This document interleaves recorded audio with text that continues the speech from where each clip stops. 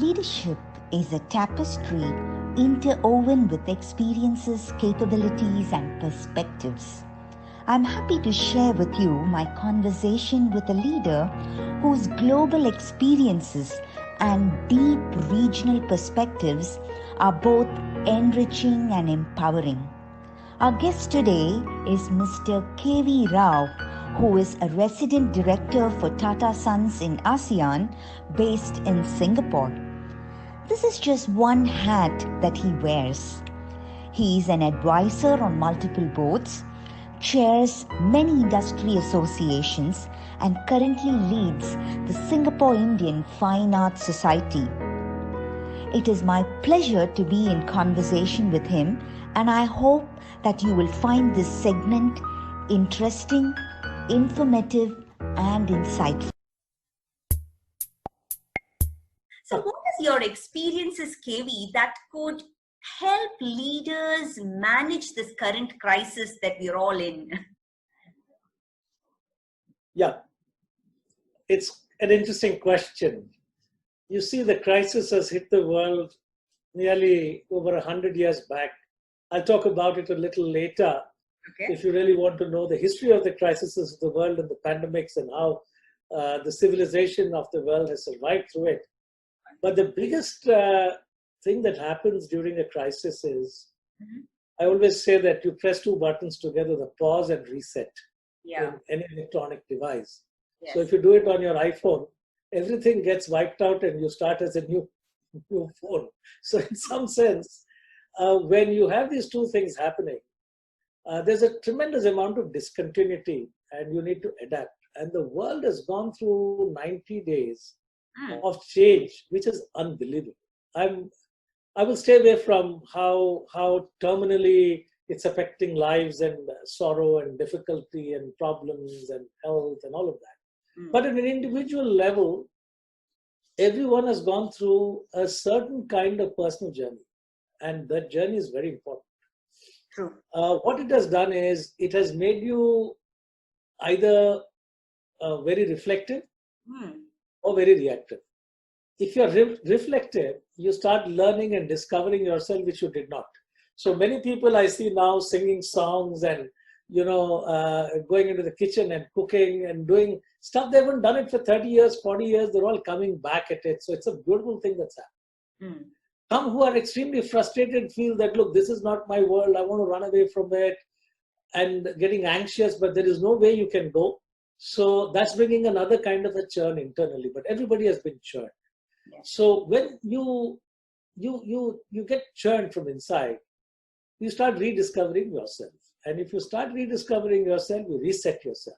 And when you reset yourself, you know what your priorities of life are and how you can rework things. And one of the things about leadership is the leadership doesn't show in good times for any leader, since you asked me about leaders. Yes. Leaders show their mettle when you are against adversity. Absolutely. If you break down and the adversity takes charge of you, you're not a leader. You're a leader only if you are able to take charge of that adversity and do something about it. You may not solve it. You may not be able to resolve it. But the kind of confidence with which you move your life and how you bring positivity, you will spread that positivity around amongst your teams and amongst your groups and amongst the people that you're actually supposed to lead. So to me, I feel these are unprecedented times and periods of history. And these are also unprecedented times for personal growth. I don't think the kind of growth that you can achieve in 90 days, 100 days personally is also tremendous. Now, for instance, if you ask me about my own personal, I think I've saved much more time. I start my day at 9, I go on till 12, which is a normal routine for me, but then time spent on, meetings and personal lunches and dinners and socials and talks and all of that has got reduced to everything electronic. At the click, I'm able to save time. So I've got a lot more time at my disposal. See, I've always longed to write more as I grow older after 40 years of my experience. I like to share stories, write blogs, and there were magazines who approached me and said, why don't you write now, and so on. The last 90 days, I've done about 5 columns in Business World, which I would have never been able to do But for this time, so I see a lot of good things happening, and I think it depends on how you really react to it. Yes. So you need to be resolute, and a lot of work has to be done within oneself. And these are great times for bringing those changes. So what is it that the world can learn from Tatas and to how not to waste a crisis? Are there any instances or stories that can motivate us? It's an interesting one. It's an interesting question. See, we are in 152 years of our history. We're getting into the 153rd year. Wow. There are very few corporations in the world that have actually faced and seen pandemics. Yes. If you go to the Tata history, Tata survived through 3 pandemics. Wow. And the problem of humanity or management theory is we don't read history. We only study management subjects. It would be very useful for people to go back to history and read how human beings have managed similar problems and stresses and challenges. And it's always great learning. I was very amused to read this. The first pandemic came in Russia in 1889, and it was there for about a year. And it broke out in St. Petersburg. I don't know if you know the history of this. Those days, there were no aircrafts, by the way, but still it spread around the world and all of Europe. The second pandemic, which what you read in the press today, is the Spanish pandemic, which happened in 1918, and it went on for about 2 years. And do you know that 500 million people died during that? Yes. There was yet another pandemic. And that pandemic is the Asian pandemic, which came in 1957 and went on till about 59. And Singapore was quite badly affected during those days. It was called the Hong Kong pandemic, or the Hong Kong flu. It was a bird flu, actually, similar to the SARS flu, which came. So the world has periodically been hit by this. It's not something that it has not happened, but human memory is so short that we tend to forget, and we get back to our own bad habits or our own comfort zones. Now, if you see a corporation that has existed through these 3, it is Tata's. And very interestingly, some of our people in Tata Steel in the history, the archives, brought out the posters that were put in Jamshedpur in the time when 1918 and 20 came. And that exactly talked about put on your mask, keep social distancing, don't do this, don't do that. It was so similar. And when I read it, I said, is it that the human intelligence has not evolved, or is it the basics are always the same? And see what we did then. 100 years ago, the first priority was save lives and livelihoods. Yes. We wanted to keep our people going and preserve their jobs, bring them hygiene, and so on. That was the first thing we needed to do. The second is save the community. And Tatas have always been about it, to go out and reach out to the communities in which we work, we live, and what can we do to the community to save them.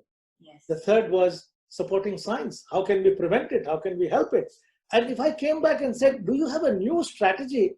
I'm surprised our strategy has been 100 years old. We're exactly doing the same thing even today. We are spending $300 million, 1,500 crores in India on COVID care at this time. We have expanded hospital capacities. We have invested in science. We are invested in education. We have created something called the e-doctor, the Tata Doctor online. So that today the biggest problem is you're unable to get a doctor. And if you go to Tata Health today and click, it doesn't ask you to even register. You can do a straight chat and you get a doctor on the other side. At no cost, you're able to at least talk to a doctor, which itself is a huge benefit. So I think this is something which is there in the Tata DNA, and I feel extremely privileged and blessed that I work with a group that thinks this way and behaves in a manner in which it thinks. And there is no gap between our thought and our action as far as care is concerned. The second is on the business side of it. Yes. We know that it's been a bad hit, and many of our businesses are definitely challenged around the world because we have 2/3 of our business coming out of 80 countries. So everywhere it has hit. It's not that COVID has not come in some parts of the world. Somewhere it's more severe, somewhere it's less. Yeah. But the discipline of conserving cash, running your operations with care, ensuring your employees are taken care of, pruning your costs in a sensible manner. Yes. So in our cost pruning, what we do is more like an inverted pyramid. The higher you are, the bigger is your cut or cost. You're sacrificing more. And the lower you are at the bottom, you really don't actually sacrifice, or more or less you're protected with it, which I think shows a lot of heart and care for the community of our people. And also, it has helped us to understand what is core, what is non-core, what is waste, what is not waste, and be very strong and build up your processes, so on. And what it has done magically is because we are very strong in information technology, and we help companies through our TCS in digital transformation.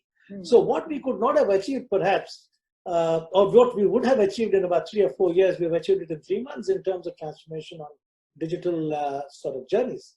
So a lot of good has happened. So if there are learning lessons out of it for companies, I'm sure we are very open and it's all available, and one can always ask what Tata did. Yeah. Absolutely, absolutely. You're also on the boards of number of organizations, and there's always a strong aspiration, especially for women like me, and where we say, women on boards is a big agenda these days. I don't know whether it's like it's become like more like a tick box agenda at some cases, and some cases you see genuine leaders there. But there is a lot that both men and women, both the genders, need to develop to move, and for boards to invite us and things like that. What's really the trick there, KV? What should we all be doing differently than what we are doing? Good one. I suppose there is no trick really. Let me preface this by saying, Sripriya, the boards I'm talking about, conventional companies, I'm not talking the likes of the technology majors. Yeah. But typically the conventional companies have a lot of conventions, and these conventions make boards very boring. Wow. Boards can be one of the most boring places to be, most predictable. And they always seem to associate gray hair with wisdom. And experience with capability. So there are a lot of fixes which are there in conventional boards, how they do. And therefore, there are 2 ways that you come into a board. To answer your question, one is you are networked in, and and somebody refers you and you get into the board. Yes. The second is you come on the basis of merit. There are a few boards which think, let's get somebody who's dissimilar to us. Let's get someone who can bring in a different perspective. So, and boards, compositions also depend a lot on the board leadership. I mean, the chairmen. And some chairmen can be very progressive, and they want to have consciously a greater debate, greater perspective, and so on. Whereas some of them are very happy to have a board which sort of stamps what they say. We disagree, but overall we agree kind of people, on the board. So there are different styles, and different sectors have different kinds of boards. Now, coming to women, I think all boards pay lip service to the fact that we would like to have gender balance, and we would like to have women, and so on. And there is a wide race in India because there is a corporate requirement of 20% and so on. In Singapore also we have a similar thing. But there is a challenge to find willing, capable women who would like to come into the board and can bring that perspective and that balance as well. And I'm a great proponent that a part of the board, at least a third of the board composition, should be people who are extremely dissimilar. At one of the talks, I gave a keynote at the Institute of Directors of India, where I said, why don't we get an artist? Why don't we get a musician? Why don't you get a sportsman? Why don't you get a chef to sit in? Because today the boards are getting more of the same. See, the world is tragically, the whole education system, the training, the management, everyone believes that you can solve issues through numbers. Yes. So there is an overweight on the left brain thinking. So you get very similar thinking people, because if you look at a spreadsheet with the same formula, 5 people looking at it will come up with the same solution because it is so predictable and so rigid. But if you ask me, what are the 4 different ways we can handle this? And if you use right brain, I think the 5 people will come up with very different solutions. So you'll get a much richer texture of decision making if you have boards which are complex in personalities. But The challenge is to run a complex board is going to be very difficult for a chairman. So the chairman should be someone who believes in it, that yes, it helps, and therefore you can bring it. But to answer your question, I think your entry points usually are because you're known, and or you bring a certain skill which the boards want, and you've got a track record, and they say we would want. Because firstly, boards are meant to be helping companies to take risks. Yes. So that they can grow. And without risk, there is no growth. But most boards are risk averse totally. And they only think that their job is to actually risk manage, which is true. Yet, risk management doesn't mean no risk. Risk management means taking some good risks, calculated risks, so that the companies can grow. So I would always vote, or I will always lean in favor of board leaderships where we can bring very different people and a lot of women. I've been on boards where there are women, and they bring some phenomenal perspectives that sometimes just the men can't be sensitive to some of it, particularly on public boards and institutions. I've seen women contributing tremendously to it. Wonderful, wonderful. Tremendously. Yeah. I mean, there is a lot of things about what you say, gender and moving women up and things like that. But in my thinking, I believe that every individual has both the masculine and the feminine, and it is more about the world needs a little bit more feminine leadership, and it could come from a male or a female. So how should the world be taking a call? Because one side you see all this talk about gender diversity and all of that, and there's a little bit of a fatigue also in the system because of just hearing those words. So what's really your take, I mean, on this masculine and the feminine? Oh, well, I've had lots of debates, discussions, and very enriching conversations with some women who are involved in it, and they're women leaders. And there is a movement called the Shakti Leadership. A friend of mine runs that. Nilima, and I recommend, pardon me? Nilima, yeah. Nilima Bhatt. So he's a good friend, and we've had enormously long conversations. So if you just step back and see, basically, the symbol of woman or masculinity and femininity, feminine in the Indian spiritual sense, is basically Purusha and Prakriti. Yes. And Prakriti is everything, actually. Purusha is relatively, in the whole Indian spiritual tradition, it is Prakriti which really defines much more and much greater in the sense of what it can do to the creation, because all creation is dependent upon the woman. Now, coming to modern concept, this whole man versus woman is a strange versus somebody has put it, in life, in career, in companies. I would completely drop that versus. It's man and woman. Yes. Woman and man. And the moment you get out of the rhetoric of the debate, one versus the other, everything falls into place. True. And often I found women, partially they're responsible sometimes for what they get onto themselves. I'm not into blaming. The moment you think that I'm an individual who's capable of doing A, B, C, D, it hardly matters whether I'm a woman or a man. That confidence will render you to be where you are. It will actually beget a person that position. And I've always seen my young lady colleagues, they have a little bit of hesitation somewhere within them. And then they say that, look, is it okay for a woman to be there? I think I'm better off here. I said, I always believe, if you start believing in yourself, the world will accept you.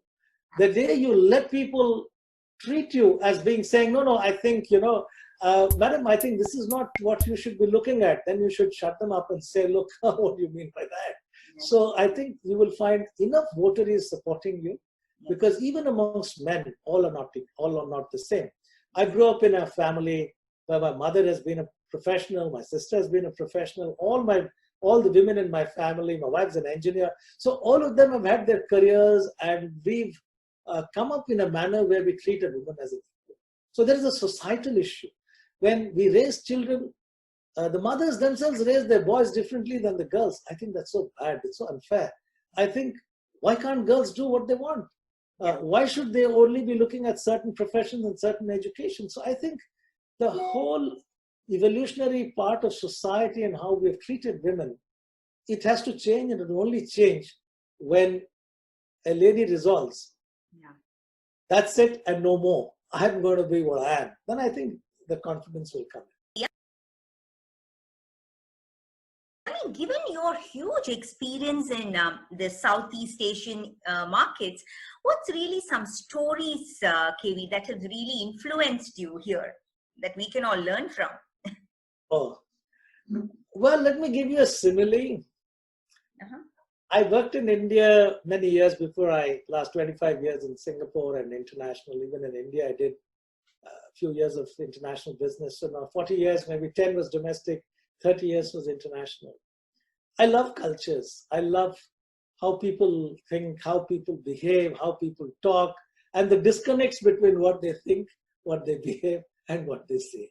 Because that's a cultural thing which will only over time will you learn what they meant and what they said and what they did. Yes. And this is a very, very interesting, more interesting than watching a Bollywood movie, which I don't watch, because it's as interesting or even more because it's real life.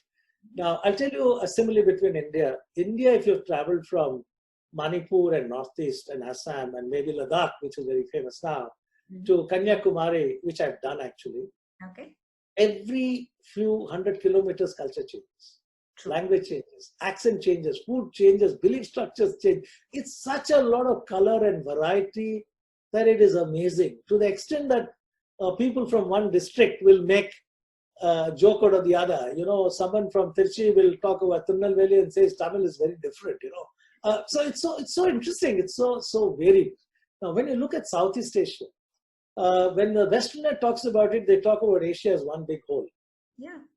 But when you look at the 10 or 12 countries of ASEAN and China and India and all of this region, it is amazingly different. The languages are different, the cultures are different, the business philosophies are different.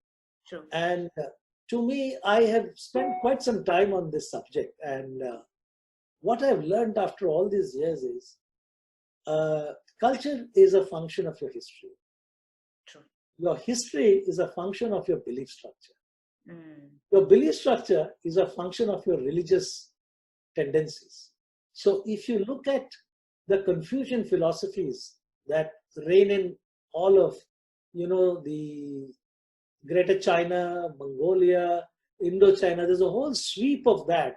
In Asia, you'll see a lot of beliefs, including in Singapore. If you trace back what is right and wrong, there is a Confucian tenet there, which is actually the governing philosophy that determines how you do business, which is right or wrong. Okay.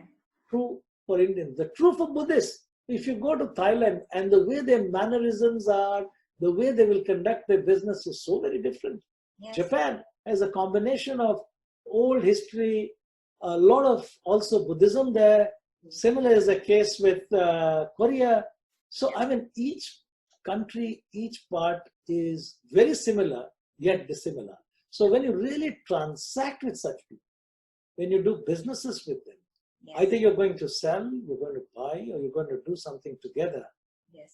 The level of cultural sensitivity that you develop, yes, and the kind of antenna that picks up so many more signals, yes, is what you become eventually if you work in the region. So I think that's a very rich experience. Very, very rich. Absolutely. I mean, Malaysia is so different. I mean, Malaysia has a different culture. Indonesia has a different culture.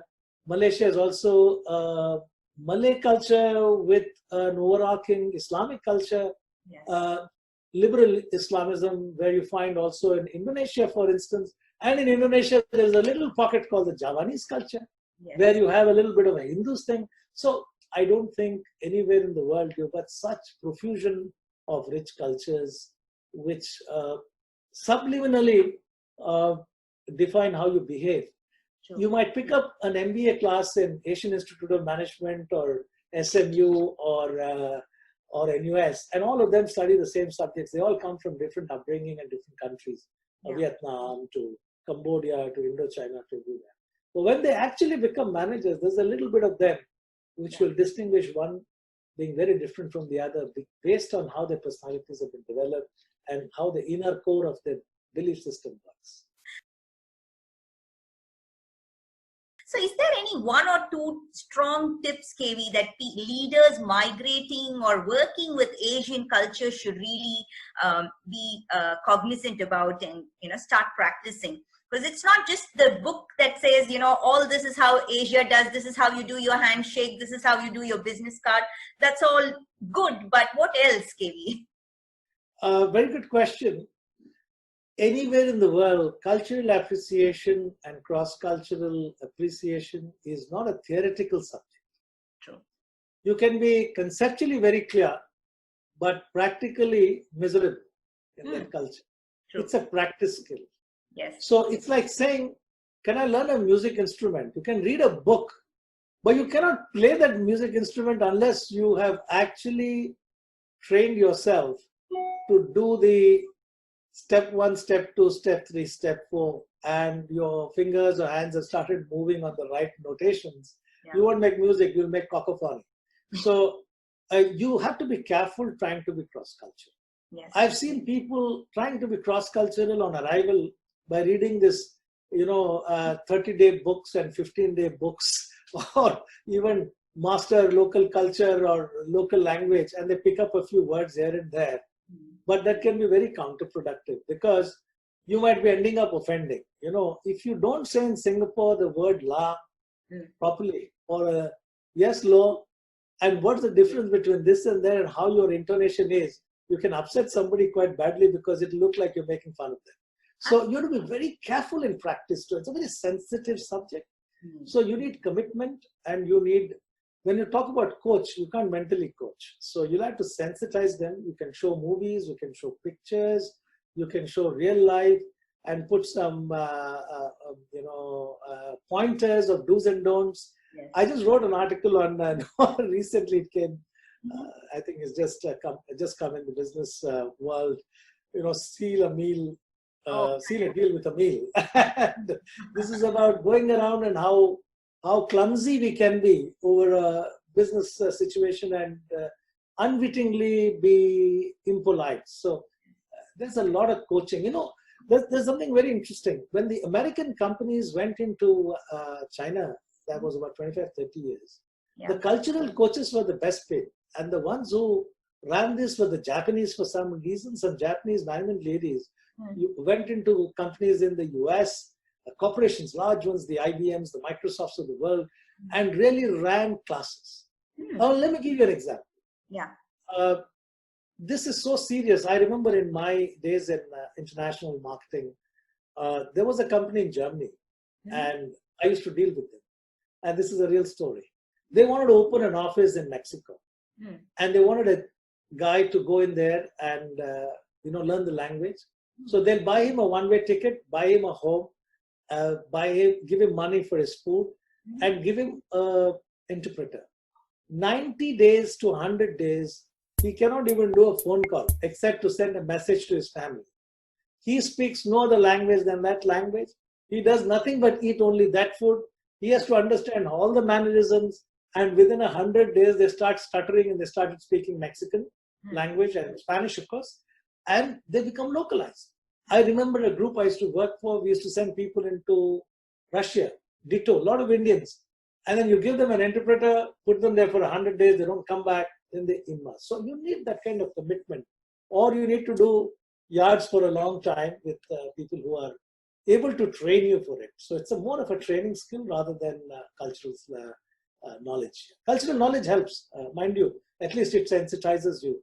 But adaptability is again individual skill. Some people are very adaptable, very sensitive. Some people care a damn about how the other person feels. They're just going, on their deal or on their issue, and they're self-focused rather than focusing on others. So that's how it is.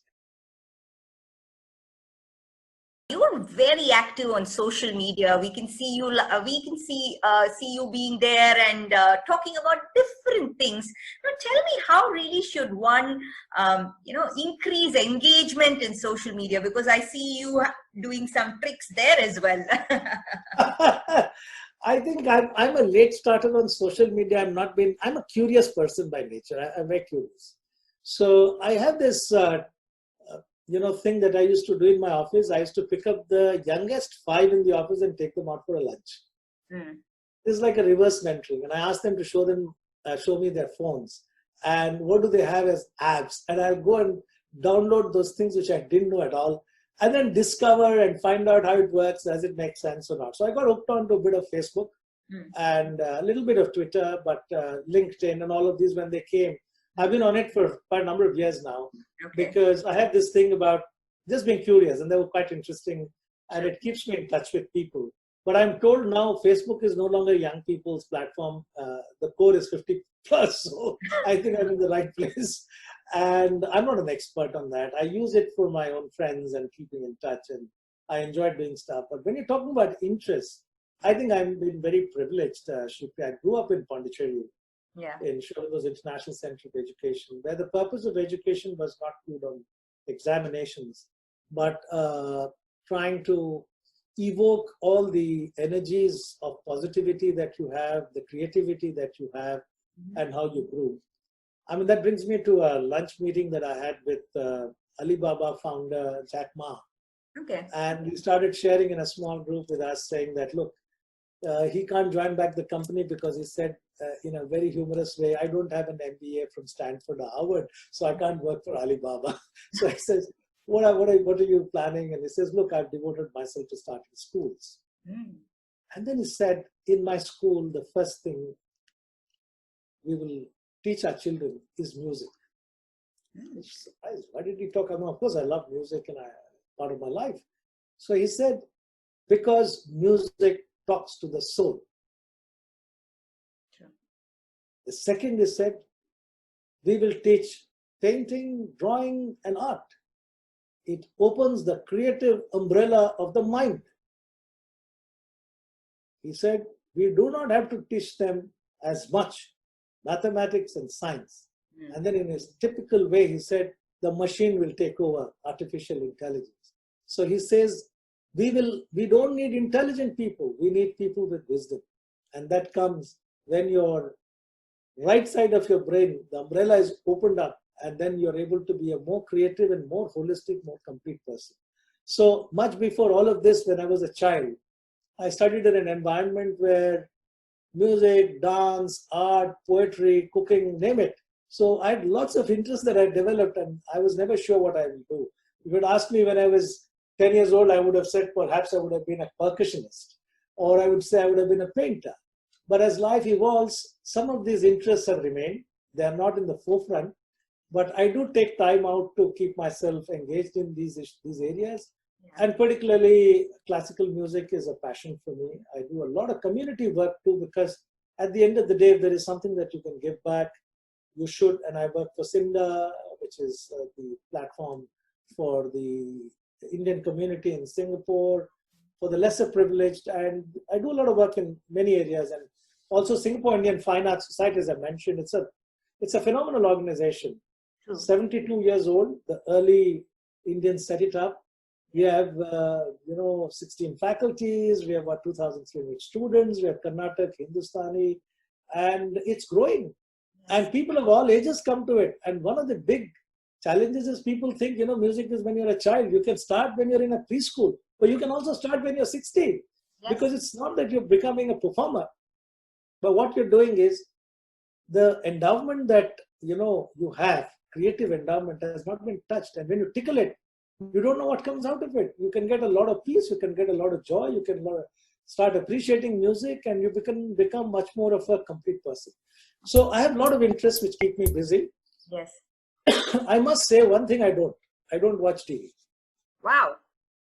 No TV. I mean, the reason is, I have a personal belief. The TV shows you what they want to show you, not what you want to see. I'm happier being on my computer and see what I want. I do watch YouTubes, I watch videos, I watch news, but I do based on what I want.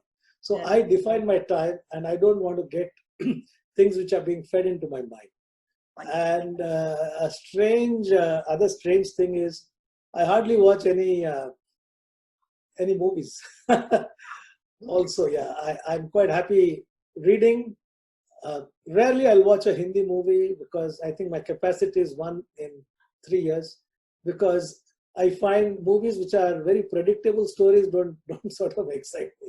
So I like seeing art stuff or documentaries I enjoy watching. So those are my interests. Tell me, KV, in all these things these diverse interests that you have, how have you evolved as a leader? What are the key traits or things that how interest in these areas have given an edge for you in the corporate world? So what is it that leaders can learn and imbibe from the right brain?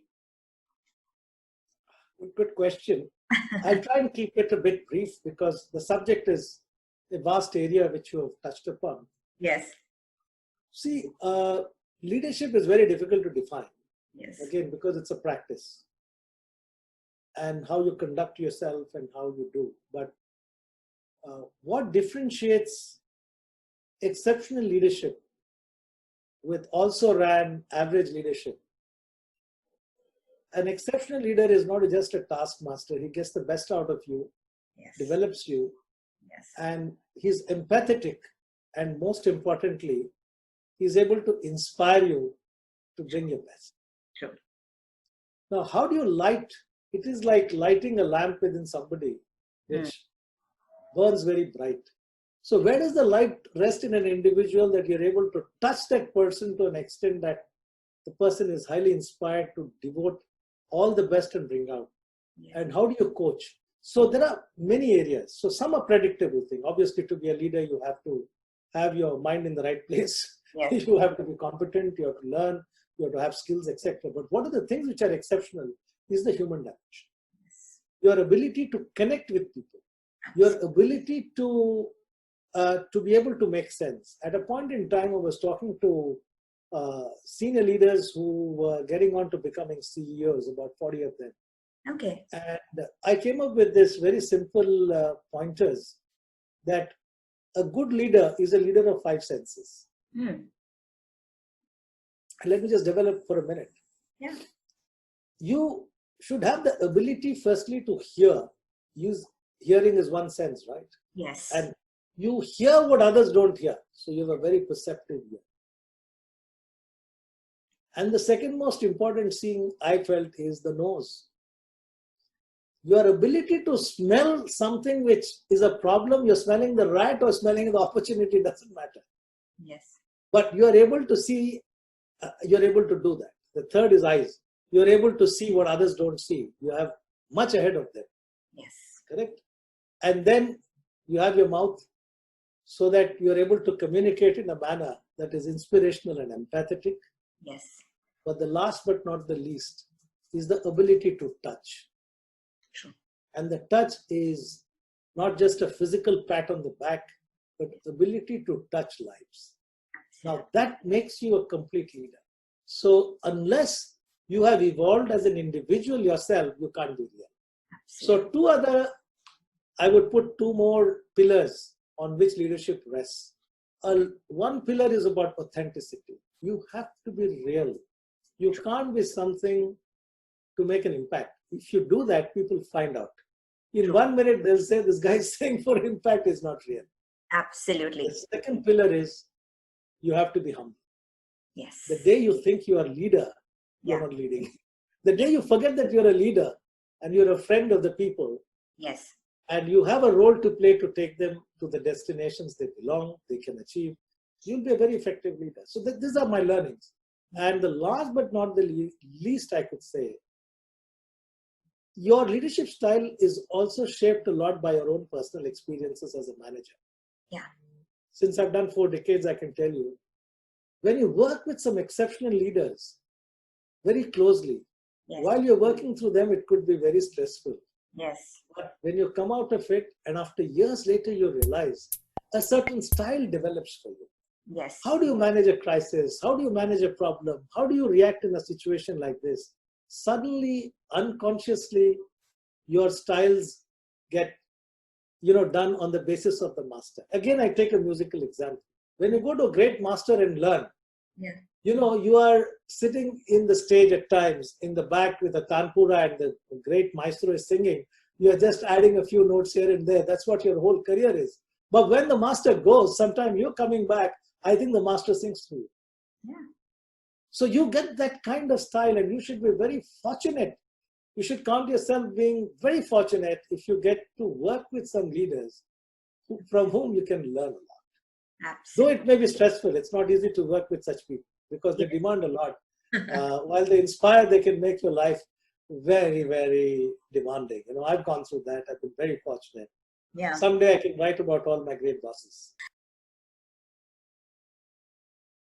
What are your thoughts on spirituality and leadership? I mean, there is a large thing about purpose and spirituality, a lot of big words that we hear.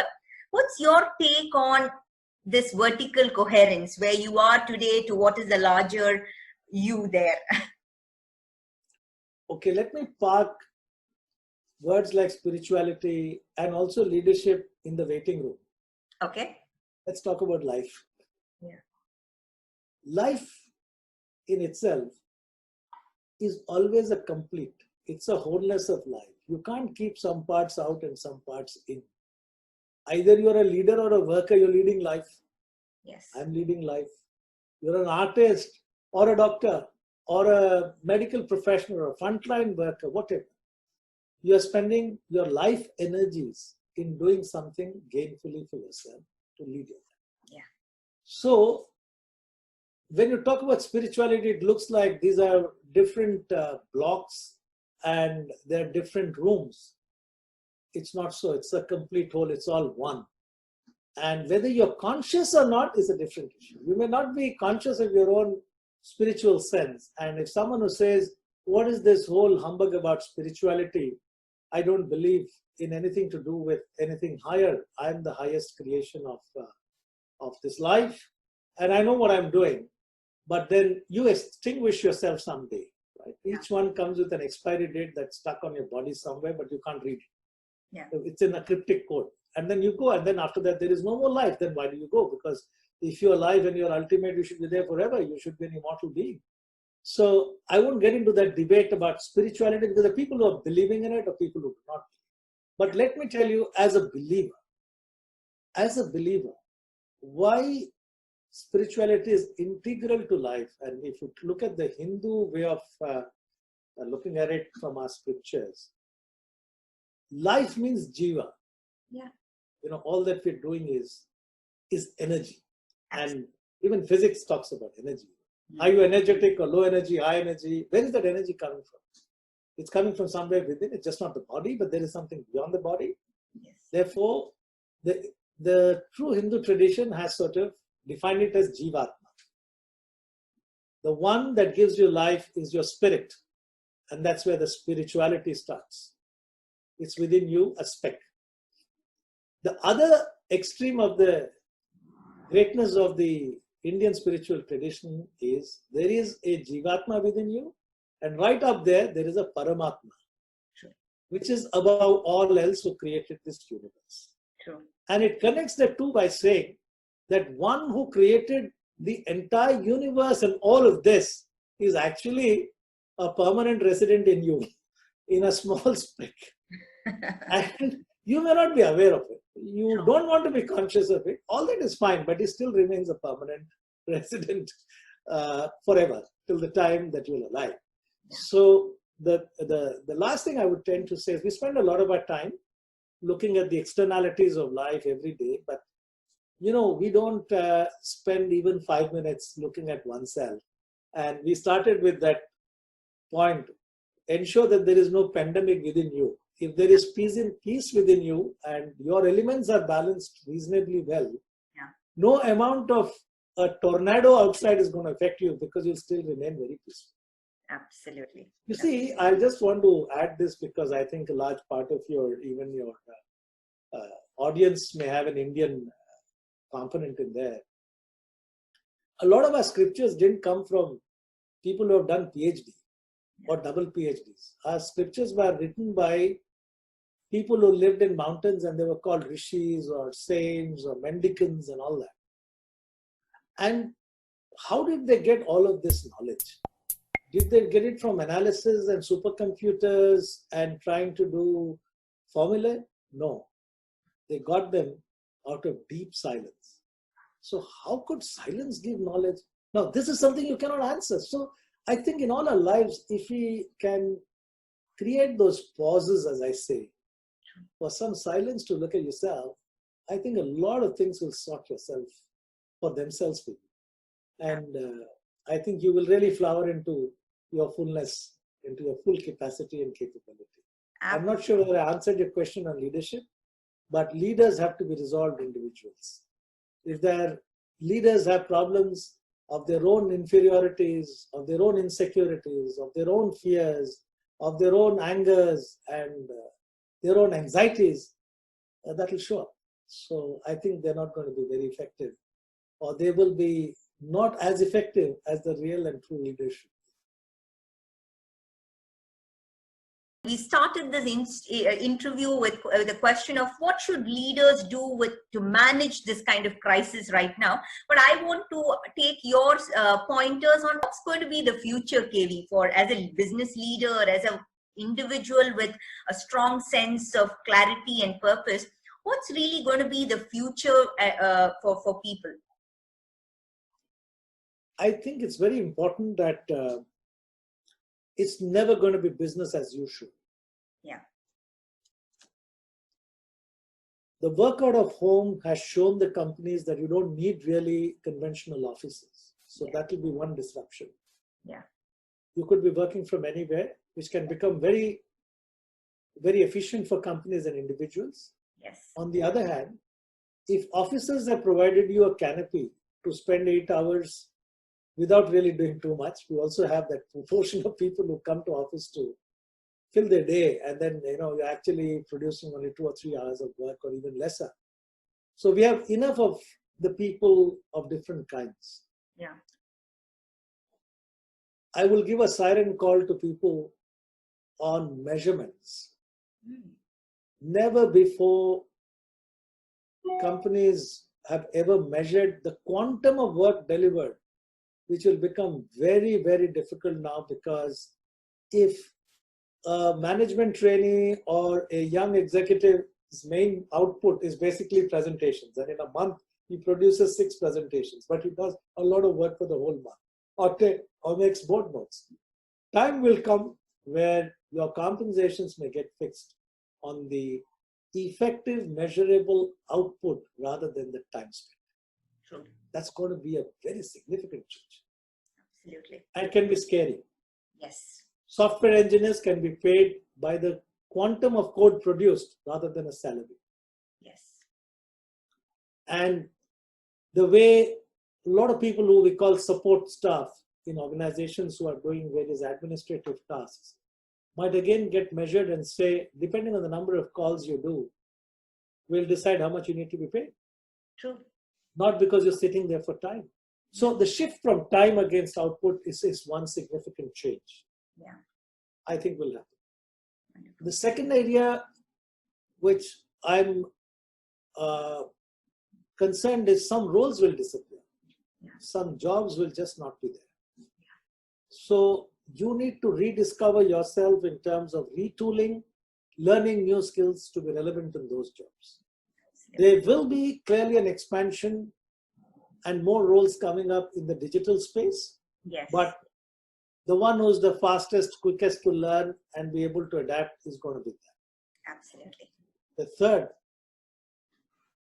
people going through midlife between 40 to 50, which is difficult times, are likely to be facing even more difficult times. The youngsters, because they are more resilient, they'll have problems in finding employment, but they will survive. But my worry is, and the older guys, okay, they may have early retirements, but still they'll be all right.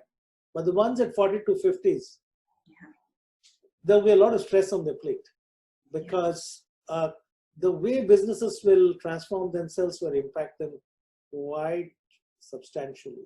The adjustments in compensations, again, will dramatically change. True. And it's important for people to be realistic. As somebody said, you should be happy if you're breathing and alive now. That's a very profound statement. Yes. So you should be willing to come back to basics. Yes. People will have job losses. Job losses does not mean life losses. True. We often associate life with jobs so much. I've seen careers, I've seen even in normal times, people who have had 40%, 50% cuts, and then they come back when the situation is better. But people are unwilling. Today, if you ask people, because of the conventional sense, these mid-career guys, they go through depressions. Yeah. They literally bring so much more pain onto themselves. I think that resilience is very, very needed. Yeah. And the organization structures will undergo changes. True. I feel that the number of hierarchies that we have may not be necessary, because this period has proved that you don't need supervision layers and layers and layers. So a lot more matrix organizations will get enabled because of the digital disruptions. Yeah. So these are some of the changes that I can see very clearly. I can see some industries getting wiped out. True. Retail will have a very, very long-term impact, because if retail has got a long-term impact, tourism will have an impact. If tourism and retail has got an impact, petroleum will have an impact, and transportation will have an impact. So these are kind of disruptions that are difficult to predict, but they will be fairly strong impacts on those areas. But the core areas of supply chains, of people's consumption items, all of that will be fine. And the hope here is, world is full of poor people still. There's about 7.4 billion, more than half of them don't have enough to eat and move and live. So there is so much to be done. And if the world can get their priorities right, I think we can come out of this and build a new world order, which is every leader flies. Yeah. You are like a kite. You will go with the wind very far. Yeah. But if you don't have the rope or the thread to hold it tight, yeah, you will lose your very purpose and you may never come back. So that is the connectedness that you need to have. You need to fly, yet it has to be very tightly held from within you. Absolutely. Because that's you. Then only you're a leader.